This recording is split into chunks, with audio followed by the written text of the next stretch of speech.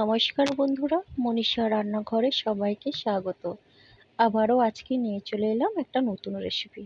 আর এই রেসিপি দেখতে হলে আমার সঙ্গে প্রথম থেকে শেষ পর্যন্ত অবশ্যই থাকুন। আর ভালো লাগলে লাইক, শেয়ার, কমেন্ট এবং সাবস্ক্রাইব করে পাশে থাকবেন। আর নতুন বন্ধুদেরও একই কথা বলবো, আপনারা যারা এখনও আমার চ্যানেলটিকে সাবস্ক্রাইব করেননি তাহলে সাবস্ক্রাইব করে পাশে থাকা বেল আইকনটি প্রেস করে নোটিফিকেশান অল করে দিন। তাহলে সবার আগেই আপনারা আমার ভিডিওটা পেয়ে যাবেন।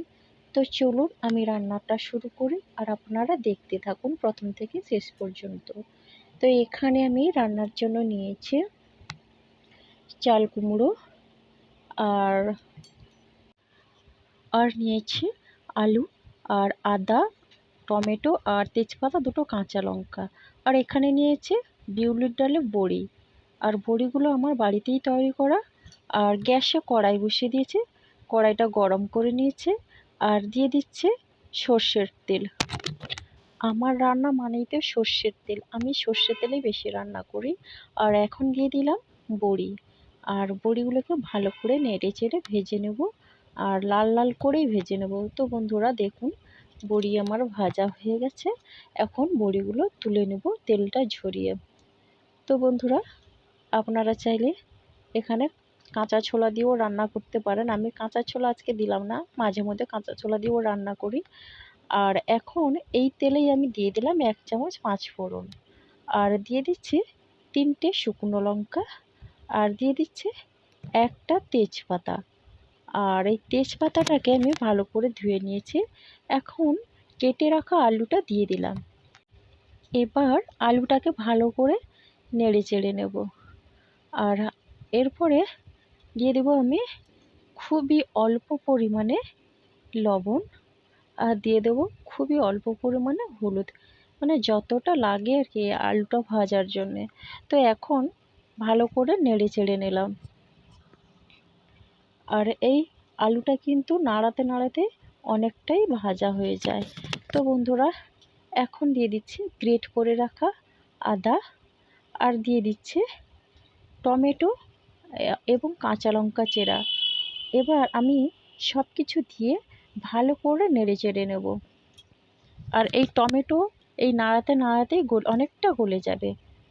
তো বন্ধুরা, এই রেসিপিটা কিন্তু খুবই তেল মশলা কম আছে, আর তেল মশলা কম দিয়েই আমি রান্না করছি।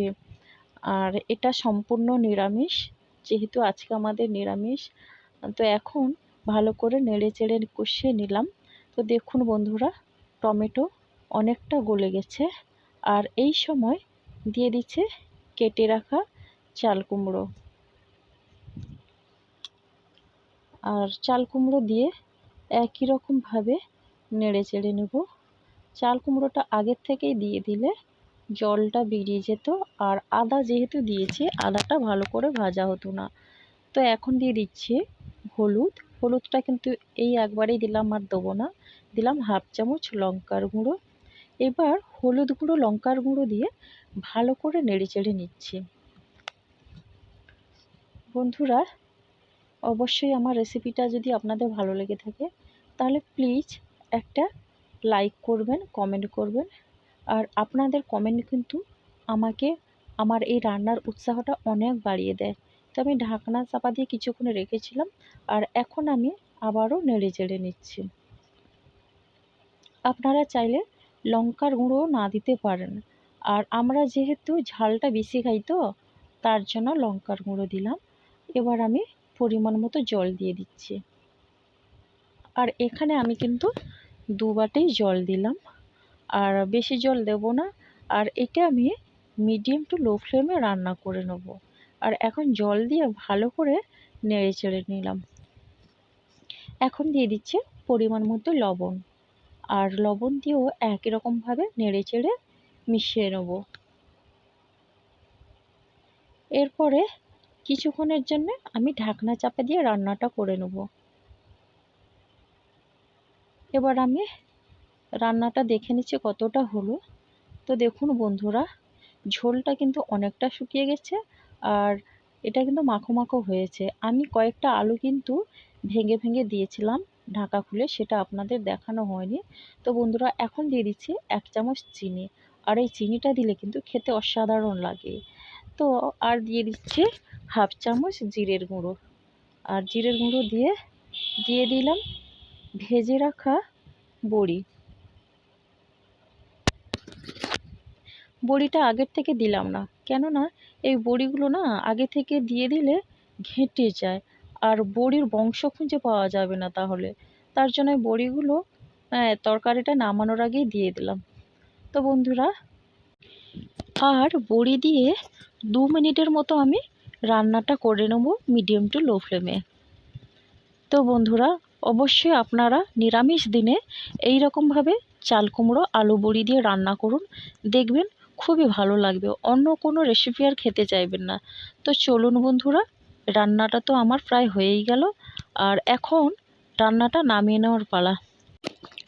আগে তো আমার ছেলে চাল কুমড়ো খেতে চাইতো না, কিন্তু জানেন তো বন্ধুরা, এইভাবে মাঝে মধ্যে রান্না করে দিলে না চাল কুমড়ো খেতে কিন্তু খুবই ভালোবাসে, কেননা আমি যেহেতু বড়িটা দিই, আর এই বড়ি দিয়ে চাল কুমড়ো রান্না করলে খুবই ভালো লাগে, আর বিশেষ করে বাড়িতে বানানো বড়ি দিয়ে রান্না করলে তো আরও বেশি ভালো লাগবে।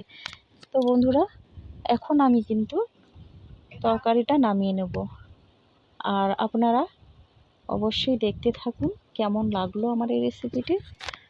তো ফাইনালি আমার হয়ে গেছে, এবার নামিয়ে নিচ্ছে। আর এটা কিন্তু আমি বেশি ঝোল রাখলাম না, এইভাবে গা মাখা হবে। তো বন্ধুরা, দেখতে কেমন হয়েছে অবশ্যই আপনারা বলবেন, আর আমার মতো করে বাড়িতে একদিন বানাবেন। তো বন্ধুরা, সুস্থ থাকুন, ভালো থাকুন, সবাইকে অনেক ধন্যবাদ আর অনেক ভালোবাসা রইল।